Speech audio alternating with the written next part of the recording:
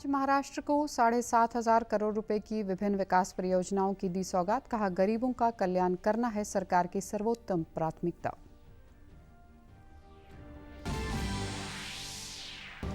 मुख्यमंत्री मनोहर लाल ने प्रदेश के सरकारी कर्मचारियों को दिया तोहफा। केंद्र की तर्ज पर 4% डीए बढ़ाने की घोषणा की।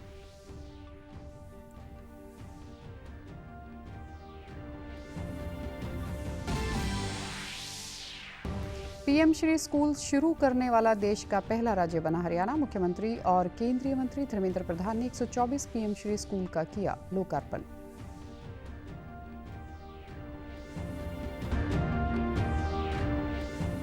और भारत आज से कनाडा में कुछ श्रेणियों के लिए वीजा सेवाएं फिर से कर रहा है शुरू, जिनमें प्रवेश visa, business visa, medical visa और कॉन्फ्रेंस वीजा है शामिल।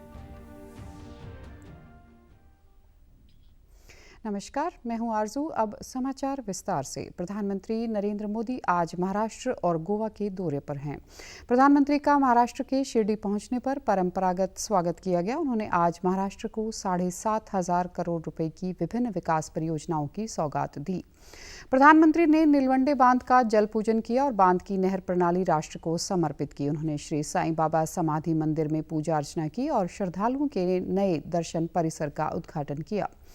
प्रधानमंत्री ने छत्रपति शिवाजी महाराज की प्रतिमा को पुष्पार्पण भी किया। उन्होंने नमो शेतकारी महासम्मान निधि योजना की शुरुआत की। इस योजना से महाराष्ट्र में प्रधानमंत्री किसान सम्मान योजना के 86 लाख से अधिक लाभार्थियों को लाभ होगा। प्रधानमंत्री ने एक जनसभा को संबोधित करते हुए कहा कि गरीबों का कल्याण करना सरकार की सर्वोत्तम प्राथमिकता है और सरकार सबका साथ, सबका विकास, सबका विश्वास के मंत्र पर चल रही है। श्रीमान एकनाथ शिंदे जी, उप मुख्यमंत्री देवेंद्र जी, अजीत जी, केंद्र और राज्य सरकार के मंत्रीगण, सांसदगण, विधायकगण और विशाल संख्या में हम सबको आशीर्वाद देने के लिए आए हुए मेरे परिवारजन, शिर्डीच्या या पावन भूमीला माझे कोटी कोटी नमन। 5 वर्षापूर्वी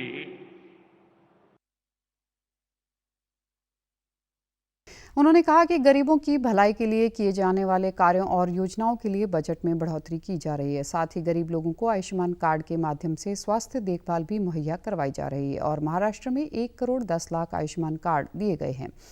उन्होंने कहा कि गरीबों को मुफ्त अनाज देने, मकान मुहैया करवाने इत्यादि के लिए भी सरकार ने करोड़ों रुपए के कार्य किए हैं।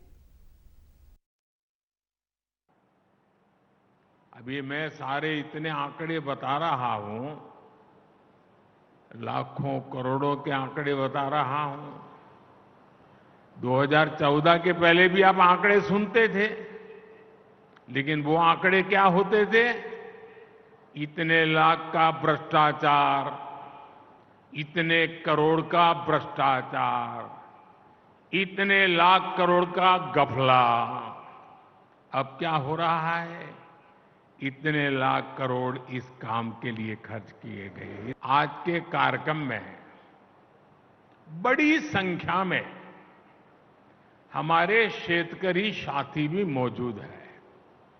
मैं सबसे पहले उन बालिकाओं को बहुत बहुत अभिनंदन करता हूं, जिन्होंने अभी हमारे सामने हमारे शेतकरी समाज को संदेश देने के लिए धरती कहे पुकार का एक बहुत अच्छी नाटिका प्रस्तुत की। आप जरूर उसमें से संदेश लेकर के जाएंगे। मैं उन सभी बेटियों को बहुत बहुत बधाई देता हूं। प्रधानमंत्री आज शाम गोवा के दौरे के तहत मंडगांव में 37वें राष्ट्रीय खेलों का उद्घाटन करेंगे और खेलों में हिस्सा लेने वाले एथलीटों को संबोधित भी करेंगे। केंद्रीय सहकारिता मंत्री अमित शाह ने पारंपरिक बीजों के उत्पादन में बढ़ोतरी की आवश्यकता पर बल दिया है ताकि ग्रामीण अर्थव्यवस्था को मजबूत बनाया जा सके। पारंपरिक और उन्नत बीजों के उत्पादन में सहकारिता क्षेत्र भूमिका के बारे में नई दिल्ली में राष्ट्रीय संगोष्ठी को संबोधित करते हुए अमित शाह ने सहकारिता क्षेत्र में बीजों का निर्यात बढ़ाने की आवश्यकता पर जोर दिया। उन्होंने कहा कि बीजों के निर्यात में भारत का हिस्सा केवल 1% से भी कम है। केंद्रीय मंत्री ने कहा कि प्रत्येक किसान प्राथमिक कृषि ऋण समितियों के माध्यम से बीजों का उत्पादन कर सकता है।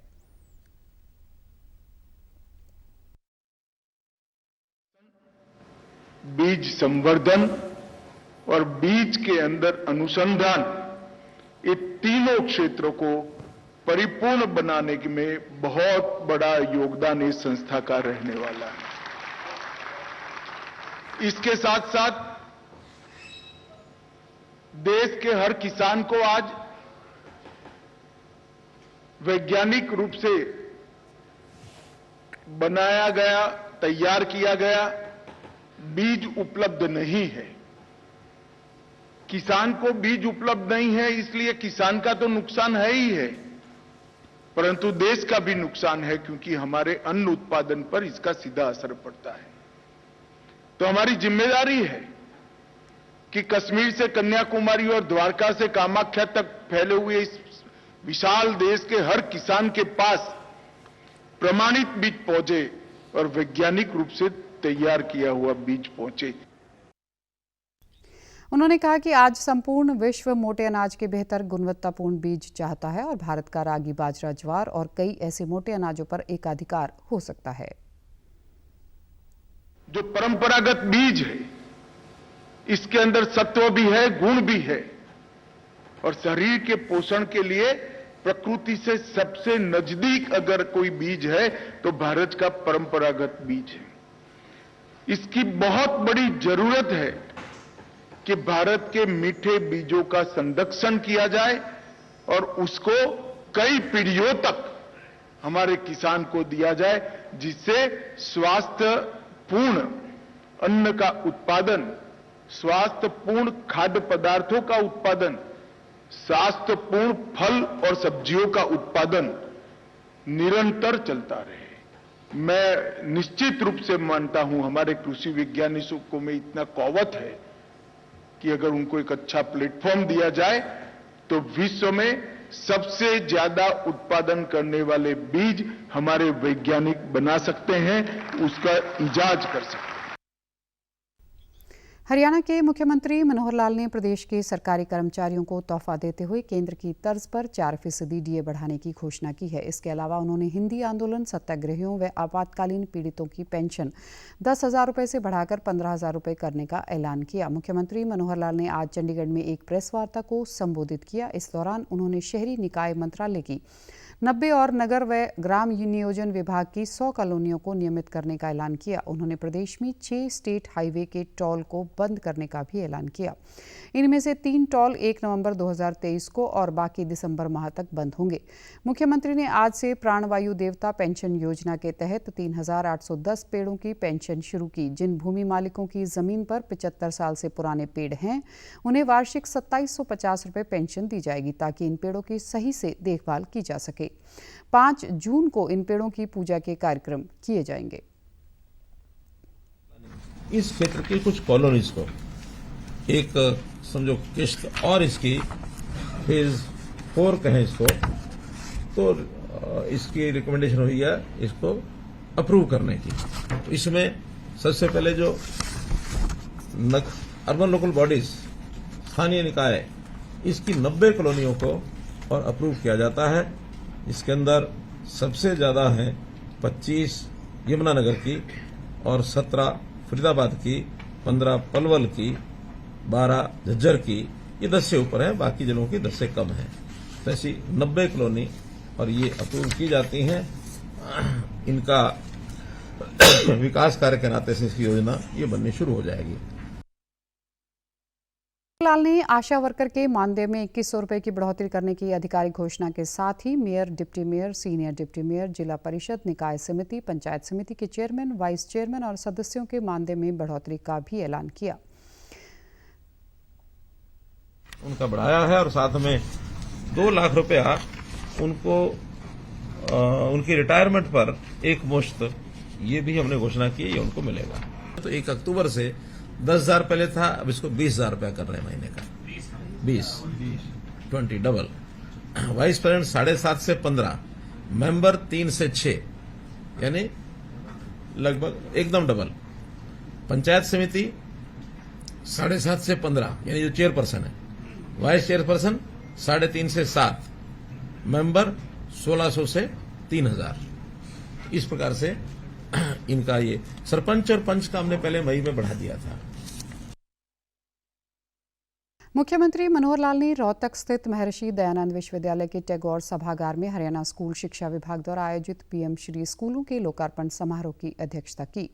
इस दौरान मुख्यमंत्री मनोहर लाल ने कहा कि प्रदेश में शुरू किए गए 4,000 प्लेवे स्कूल को अब बाल वाटिका स्कूल के नाम से जाना जाएगा। सरकार द्वारा इतने ही और स्कूल भी भविष्य में शुरू किए जाएंगे। बच्चों को खेल खेल में शिक्षा देने के लिए आंगनवाड़ी केंद्रों को भी इन स्कूलों में परिवर्तित किया गया है। इस अवसर पर केंद्रीय शिक्षा मंत्री धर्मेंद्र प्रधान ने हरियाणा के मुख्यमंत्री के साथ प्रथम चरण में प्रदेश के 124 पीएम श्री विद्यालयों का लोकार्पण करते हुए प्रदेश को सौगात दी।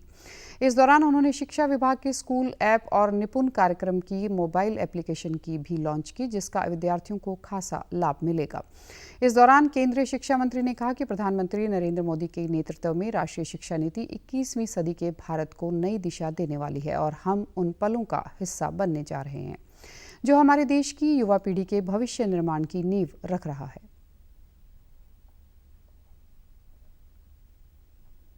समाज की सहभागिता से परामर्श से पीएम श्री स्कूल को पीएम श्री स्कूल प्रधानमंत्री स्कूल फॉर राइजिंग इंडिया 2020 में देश में 34 साल के बाद नई राष्ट्रीय शिक्षा नीति आई है। आज से आज मोदी जी की समय तक हमने समग्र शिक्षा और उससे आगे इस बार तो पीएम श्री तक पहुंचे, राइजिंग इंडिया की हमने कल्पना किया। इसीलिए पहला काम प्रधानमंत्री जी ने किया, राष्ट्रीय शिक्षा नीति लाया।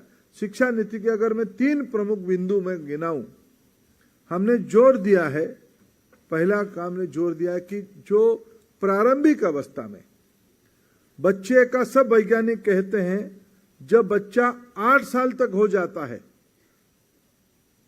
जन्म होने के उपरांत 8 साल तक हो जाता है, उसकी मानसिक विकास का 85% 85% तब तक हो जाता है। मुख्यमंत्री मनोहर लाल ने कहा कि यह शिक्षा ही है जो युवा पीढ़ी और देश का भाग्य बदलने की ताकत रखती है। देश जिस लक्ष्य को लेकर आगे बढ़ रहा है उसे हासिल करने में शिक्षा की अहम भूमिका है। उन्होंने कहा कि युवाओं को उनकी प्रतिभा के आधार पर आंका जाए। प्लेवे स्कूल्स की परंपरा पिछले 3 साल से शुरू की है। 4,000 प्लेवे स्कूल्स पहले बन चुके हैं। वैसे तो बहुत सी आंगनवाड़ीज हैं, उनको ही हमने कन्वर्ट किया, क्योंकि आंगनवाड़ी में भी 3 से 6 स्कूल के ही बच्चे होते हैं। उनको कन्वर्ट किया, कुछ नए स्कूलों के अंदर जहाँ भवन थे वहाँ नए प्लेवे स्कूल बनाए। आज से ऐसा तय किया है, जो हमारी ये राष्ट्रीय शिक्षा नीति का भी एक भाग है, कि जो 3 से 6 साल के स्कूलों का ये जो प्लेवे स्कूल नाम हमने रखा है, इसको नाम देश भर में जैसा नाम है बाल वाटिका स्कूल नाम रखा जाएगा। हरियाणा में भी बाल वाटिका होगा। अब इसको हम प्लेवे स्कूल नहीं कहेंगे, बाल वाटिका स्कूल कहें। मनोहर लाल ने शिक्षा के क्षेत्र में हरियाणा प्रदेश द्वारा किए गए सराहनीय कार्यों की प्रशंसा करते हुए कहा कि हरियाणा प्रदेश देश में शिक्षा के क्षेत्र में अग्रणी राज्य के रूप में उभर रहा है। उन्होंने कहा कि प्रदेश में पारदर्शी शिक्षक भर्ती, ऑनलाइन ट्रांसफर नीति के सराहनीय कदम उठाए गए हैं। प्रशिक्षण कई उसके सिस्टम बने हुए हैं, बढ़िया से बढ़िया उसमें प्रशिक्षण होता है अध्यापकों का। फिर भी अध्यापक के अंदर ऐसी एक कला चाहिए कि सामने वाला विद्यार्थी कैसा है उसको मैं कैसा सिखाऊं ताकि वो निपुण हो जाए। निश्चित रूप से आज का बच्चा कल का अपना एक भविष्य का एक अच्छा नागरिक, अच्छा कुशल नागरिक, जो स्वयं भी आगे बढ़ेगा, परिवार को आगे बढ़ाएगा, प्रदेश और देश को भी आगे बढ़ाएगा। शिक्षा नीति का यही एक हमारा जो उद्देश्य है, इसको पूरा करें। अंबाला शहर के 5 मंजिला state institute of TB and pulmonary disease अस्पताल के निर्माण कार्य का शिलान्यास गृह स्वास्थ्य मंत्री अनिल विज ने किया। इस अवसर पर अंबाला शहर विधायक असीम गोयल भी मौजूद थे। इस निर्माण के लिए सरकार ने 56 करोड़ रुपए के बजट को मंजूरी दी। इस अवसर पर गृह मंत्री द्वारा अनेक डॉक्टरों को सम्मानित भी किया गया।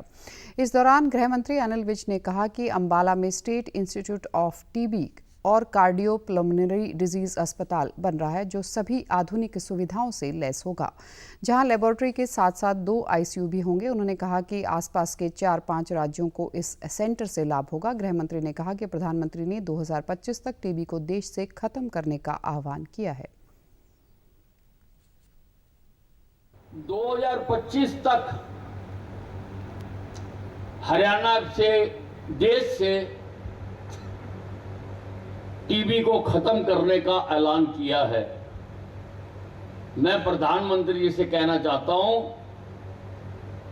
कि हरियाणा में, हरियाणा सरकार, हरियाणा के डॉक्टर, हरियाणा के सारे स्वास्थ्य कर्मचारी अपनी जान की बाजी लगा देंगे, आपके इस वाक्य को पूरा करेंगे।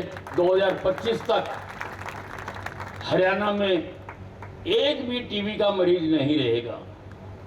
अभी आज काफी है, 63,000 बताए जा रहे हैं, लेकिन जैसे हम व्यवस्थाएं बना रहे हैं, जिस प्रकार से उनको सामाजिक स्थान देने के लिए भी जैसे अच्छा मित्र बनाने की बात की है। विधायक असीम गोयल ने कहा कि 5 राज्यों में ऐसा अस्पताल केवल अंबाला में ही है। उन्होंने कहा कि यह सबसे उन्नत अस्पताल बनेगा।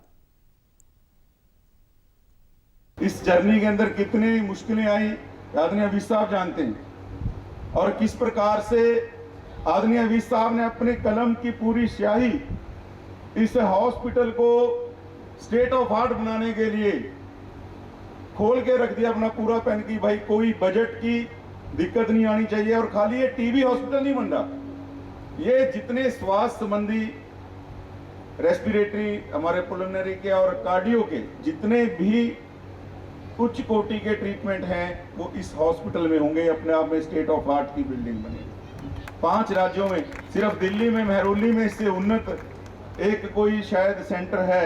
लेकिन आदरणीय अवीस साहब अब भी कह रहे थे, परसों चौथ जब मैं कार्यक्रम लेने के लिए गया तो अवीस साहब ने तब भी कहा कि इस इंस्टीट्यूट के लिए पैसे की कोई कमी नहीं है।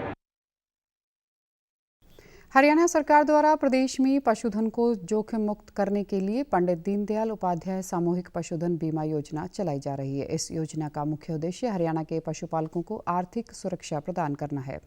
यह योजना केंद्र सरकार के राष्ट्रीय पशुधन मिशन और राज्य सरकार के साझा सहयोग द्वारा चलाई जा रही है। पशुपालन व डेयरी विभाग के उपनिदेशक डॉक्टर वीरेंद्र सहरावत ने बताया कि इस योजना के अंतर्गत पिछले 5 वर्षों तक 3.90 लाख से अधिक पशुपालकों ने लगभग 8.51 लाख पशुधन का बीमा कराकर एक नया आयाम स्थापित किया है।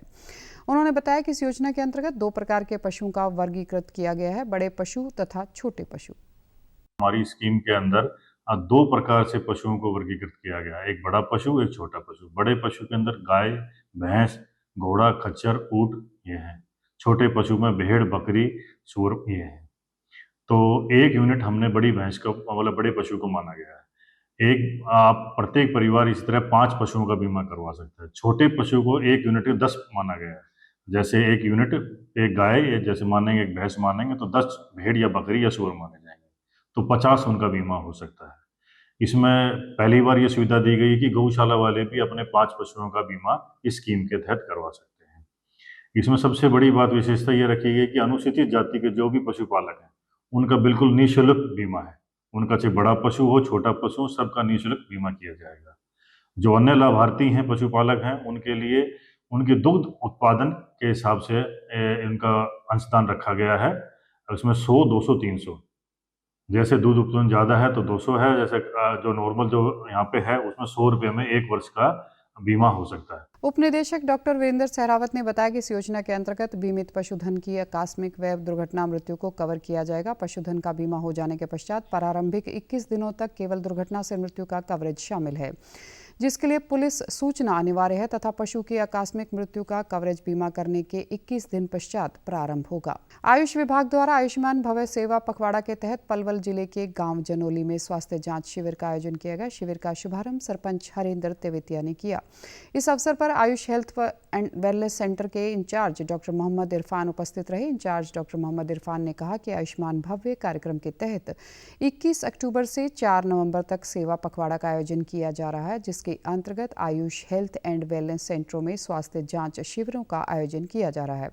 उन्होंने बताया कि आयुष विभाग द्वारा ग्रामीणों को स्वास्थ्य के प्रति जागरूक किया जा रहा है। लोगों को आयुष पद्धति के बारे में विस्तार पूर्वक जानकारी दी जा रही है। Ayush health and wellness centre पर कैंप लगाए जा रहे हैं हफ्ते में 2 दिन, जिसमें हम अपनी संपूर्ण आयुर्वेदिक चिकित्सा पद्धति के बारे में लोगों को बता रहे हैं। जो रोगी हैं उनको इलाज कर रहे हैं, साथ में वो स्वस्थ रहें, उनका स्वस्थ बना रहे, बीमार ना हो, इसके लिए ऋतुचर्या, दिनचर्या, घर में उपलब्ध औषधि पौधे, किचन के मसाले, उनके सेवन के लिए भी बता रहे हैं। साथ में हम योगा के बारे में बता रहे हैं कि कैसे हम अपने निज दिनचर्या में योगा का अभ्यास करें, जिससे कि हम स्वस्थ रहें और बीमार ही ना पड़ें। जांच शिविर में आई महिलाओं ने बताया कि आयुष विभाग द्वारा लगाए गए कैंप में स्वास्थ्य की जांच की गई और निःशुल्क दवाइयां वितरित की गई। उन्होंने कहा कि अंग्रेजी दवाइयों के मुकाबले आयुर्वेदिक दवाइयां काफ़ी कारगर साबित होती हैं और बीमारियों को जड़ से समाप्त करती हैं। जनोली गांव में स्वास्थ्य शिविर लगाया गया है। यहाँ पे हमारी बीमारियों की जांच हुई है, हमें दवाई भी दी है और हमें इन दवाइयों से बहुत लाभ भी हुआ है। इस गांव में ये जो स्वास्थ्य शिविर लगाया गया है, इस तरह के शिविर और भी लगाए जाएं, जिससे ग्रामीणों को और भी लाभ हो। एक आयुर्वेदिक कैंप लगा हुआ है और यहाँ पे हम दवाइयाँ लेने के लिए आते हैं और ये दवाइयाँ अंग्रेजी दवाइयों से काफ़ी बेटर है और काफ़ी अच्छी है। इनसे हमें काफ़ी लाभ मिलता है क्योंकि ये बीमारी को जड़ से ही ख़त्म करती है और मैं चाहती हूँ कि ऐसे ही कैंप हमारे गाँव में बार बार लगाए जाएँ। कुरुक्षेत्र विश्वविद्यालय में 28 अक्टूबर से 31 अक्टूबर तक हरियाणा राज्य स्तरीय रत्नावली समारोह का आयोजन किया जाएगा, जिसके लिए तैयारियां की जा रही हैं। इस समारोह में 6 मुख्य मंचों पर 3000 से अधिक लोक कलाकार सांस्कृतिक प्रस्तुतियां देंगे। समारोह के आयोजन के लिए युवा व सांस्कृतिक कार्यक्रम विभाग द्वारा बड़े स्तर पर तैयारियां की जा रही हैं। 4 दिन तक इस समारोह में हरियाणवी संस्कृति की झलक देखने को मिलेगी। युवा व सांस्कृतिक कार्यक्रम विभाग के निदेशक डॉक्टर महासिंह पूनिया ने बताया कि समारोह में हरियाणवी संस्कृति की विभिन्न विधाओं के अलावा हरियाणवी नृत्य, रसिया और हरियाणवी पॉप पर भी कलाकार अपनी प्रस्तुति देंगे। इसके अतिरिक्त हरियाणवी पगड़ी प्रतियोगिता भी मुख्य आकर्षण का केंद्र रहेगी। रत्नावली समारोह 28 अक्टूबर से शुरू हो रहा है और आज माननीय कुलपति डॉक्टर सोमनाथ सचदेवा जी की अध्यक्षता में मैनेजमेंट कमेटी की बैठक हुई।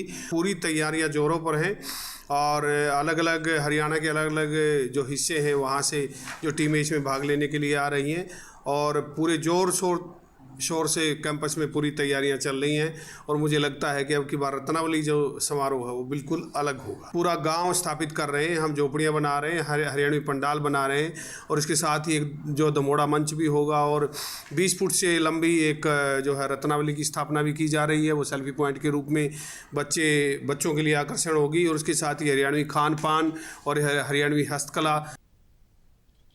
विश्वविद्यालय के छात्र छात्राओं ने बताया कि राज्य स्तर पर आयोजित होने वाला यह समारोह उनके लिए बहुत महत्वपूर्ण है। इस कार्यक्रम में प्रस्तुति देने के लिए वे साल भर से रियाज करते हैं और इसका उन्हें बेसब्री से इंतजार रहता है।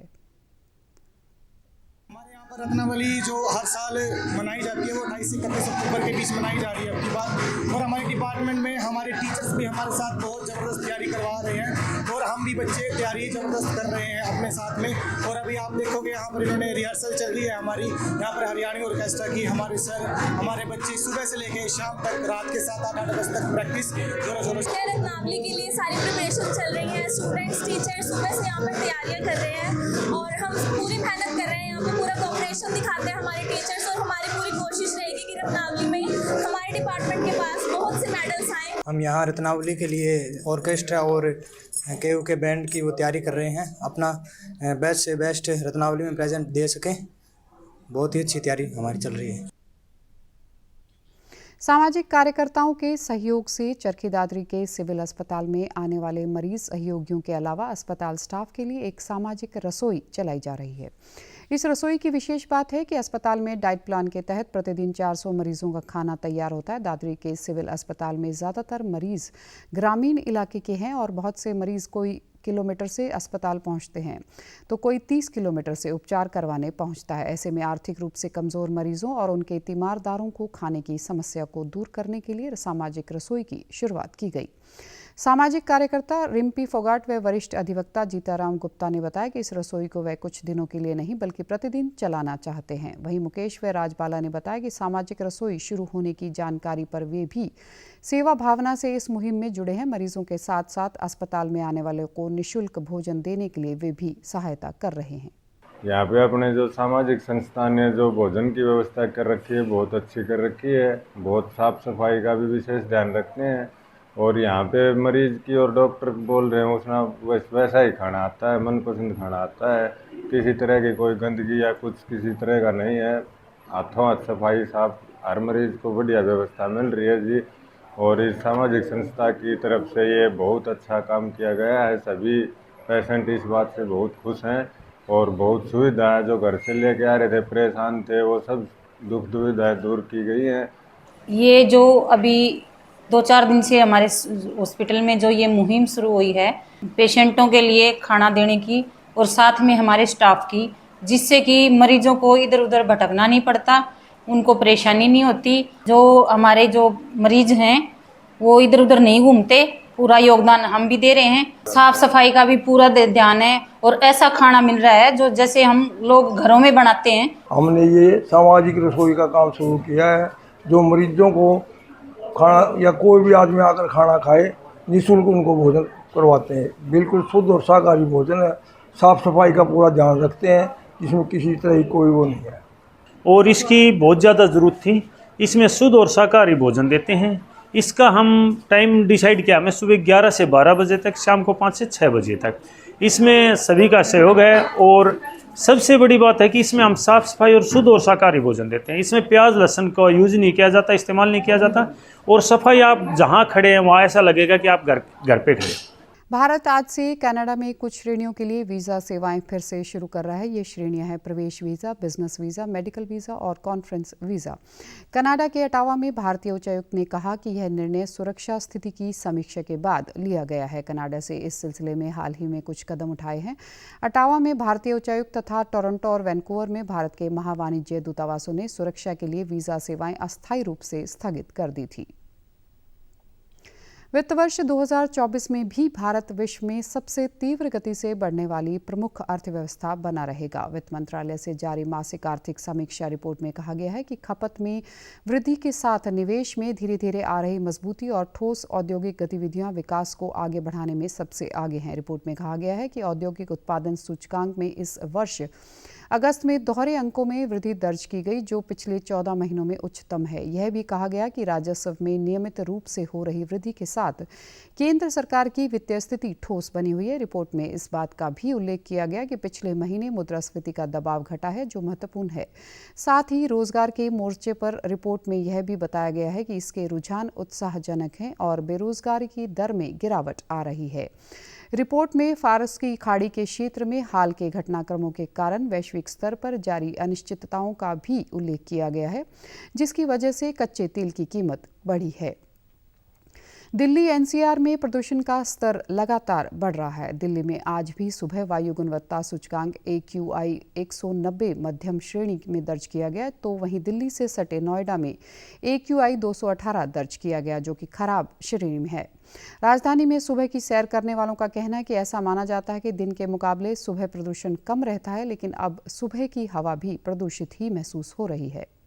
इनका लेवल बढ़ गया है, इंडेक्स लेवल दिल्ली में बढ़ रहा है। इसका रीज़न तो हम बोलेंगे कॉमन पब्लिक भी है, और जैसे अभी हमने न्यूज़ में भी देखा कि साइड में हरियाणा, इसमें राजस्थान में पराले जला रहे हैं, उसका इफेक्ट तो यहाँ पे दिल्ली में हो ही रहा है। फर्स्ट ऑफ ऑल तो ये जो व्हीकल यूज़ कर रहे हैं उसका मिनिमाइजेशन होना चाहिए, सो दैट जो इमर्शन CO2 इमर्शन जो कार से भी हो रहा है वो कम हो जाएगा। साइकिलिस्ट की बात अगर है या जनरल पब्लिक की बात है, अब घरों में पड़े पड़े भी पोल्यूशन तो होता ही है, क्योंकि ये पोल्यूशन तो वातावरण से है ना। ज़्यादा पोल्यूशन किससे है? इंडस्ट्री से है, मोटर इंडस्ट्री से है। जितना ज़्यादा ट्रैफिक चलेगा उतना पोल्यूशन होगा। ब्रीदिंग एक्सरसाइज पे ध्यान देना है। ब्रीदिंग एक्सरसाइज आप करते रहेंगे रेगुलर, कोई पोल्यूशन नहीं है, कोई कंजेशन नहीं है, एयर पैसेज क्लियर रहेंगे। समाचारों में आज इतना ही। नमस्कार। है।